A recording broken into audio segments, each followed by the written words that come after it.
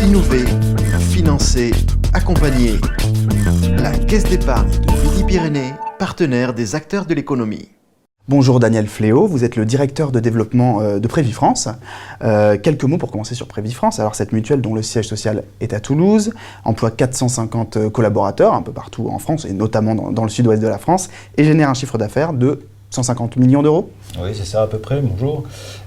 Prévifrance, effectivement, une belle mutuelle, très ancienne comme beaucoup de mutuelles, qui représente ces chiffres que vous évoquiez, avec une particularité, c'est qu'elle est née dans le sud-ouest de la France. Donc, Toulouse siège, un des sièges de la mutuelle avec Agen également. C'est important dans notre métier de la protection sociale parce que c'est un métier essentiellement de proximité. Donc quand on parle d'une région ou de la proximité avec les adhérents, cette logique géographique est essentielle dans ce qu'on peut y mettre. Donc c'est une mutuelle qui aujourd'hui fait 150 millions, 250 000 personnes assurées à peu près.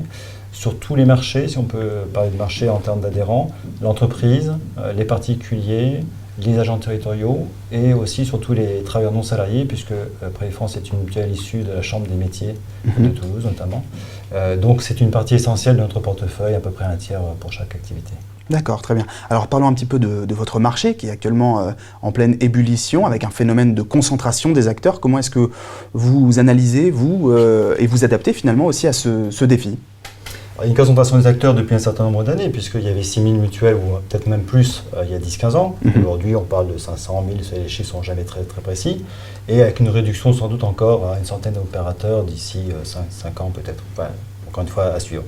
Toujours est-il qu'il y a cette concentration d'acteurs qui s'est déjà faite, insufflée par les réglementations diverses et variées, par le marché, par l'ANI, on en parlera sans doute tout à l'heure aussi. Donc il y a effectivement aujourd'hui peu d'opérateurs. Prévifrance, c'est le 25e mutuelle nationale aujourd'hui en termes de chiffre d'affaires. Surtout la 4e ou 5e mutuelle en termes de marge de solvabilité, qui est un élément extrêmement important pour l'avenir de nos adhérents. Donc aujourd'hui, la concentration des acteurs, on y participe à notre manière par des projets d'expansion également au niveau national, puisque nous sommes déjà une mutuelle nationale, mais dans des régions où nous sommes peut-être un peu moins présents. Donc on poursuit cette notion-là pour aller trouver des partenariats dans un objectif de faire un nouveau modèle avec d'autres mutuelles qui souhaiteraient participer à une nouvelle aventure. Prochainement, en 2016, on devrait effectivement annoncer une prochaine fusion avec une mutuelle justement pour faire une nouvelle entité encore plus forte et plus grande sur d'autres territoires. D'accord. Donc on poursuit ce mouvement, on l'accompagne ce mouvement et dans une logique assez importante qui est trouver avec des partenaires un nouveau modèle et non pas une volonté hégémonique d'aller manger d'autres mutuelles. D'accord, très bien. Alors parlons un petit peu de l'actualité du monde mutualiste. Alors dans quelques semaines, au 1er janvier 2016, ce qu'on appelle l'ANI, que vous avez évoqué il y a quelques instants, l'accord national interprofessionnel entrera en vigueur. En clair, bientôt, la complémentaire santé sera obligatoire pour tous les salariés. Je suppose que pour vous, c'est un raz-de-marée que vous êtes en train de préparer activement ? Oui, alors vous savez que c'est obligatoire, mais ce n'est pas obligatoire. Ah voilà. Vous ne saviez pas. C'est obligatoire et pas obligatoire, je m'explique en deux mots. C'est qu'effectivement, dans l'inconscient collectif, on dit en 2016, la mutuelle est obligatoire par les employeurs. Cependant, il y a des détails dans cet accord. Des subtilités. Des subtilités, notamment une qui fait que chaque salarié présent dans une entreprise au 1er janvier 2016 est en mesure de refuser ou de ne pas prendre la mutuelle que son employeur lui propose. Ce qui est extrêmement important, ça veut dire que certes l'employeur a une obligation, mais le salarié ne l'a pas. En tout cas au 1er janvier, après il l'aura. Et donc on est dans un marché un peu particulier où bien sûr on dit c'est obligatoire, où bien sûr l'offre qui est proposée par rapport à ce panier de soins est relativement faible, donc ne satisfera pas beaucoup de monde, et où les salariés, effectivement, sans pour autant qu'on leur dise de trop pour l'instant, même au niveau de la communication nationale, on ne parle pas trop de ses capacités à pouvoir refuser la mutuelle, eh bien on risque d'avoir non pas un effet restreint, mais enfin peut-être pas de l'ampleur dont on parle, où certaines personnes ont agité les chiffons rouges pendant de nombreux mois pour dire attention c'est la catastrophe.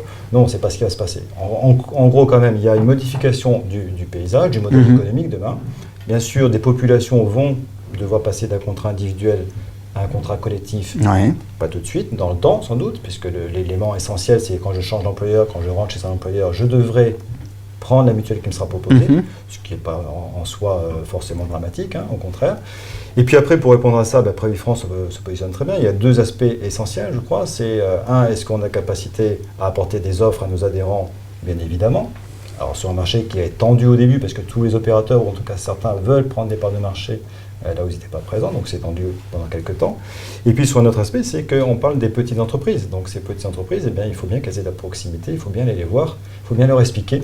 C'est un marché où on ne fait pas de la vente de n'importe quoi, c'est encadré par du droit social, du droit fiscal, donc il faut expliquer, faire des documents juridiques. Donc l'accompagnement est essentiel, donc on a besoin de forces commerciales, de conseillers, qui sont à côté de ces petites entreprises. Et c'est là que vous estimez avoir une carte à jouer, justement. Essentiellement. La proximité. On est issu, en tout cas sur Toulouse et toute le quart sud-ouest de la France, où nos forces commerciales sont très présentes, l'élément essentiel, c'est la proximité. Et donc on ira accompagner ce mouvement de l'ANI sans aucune difficulté.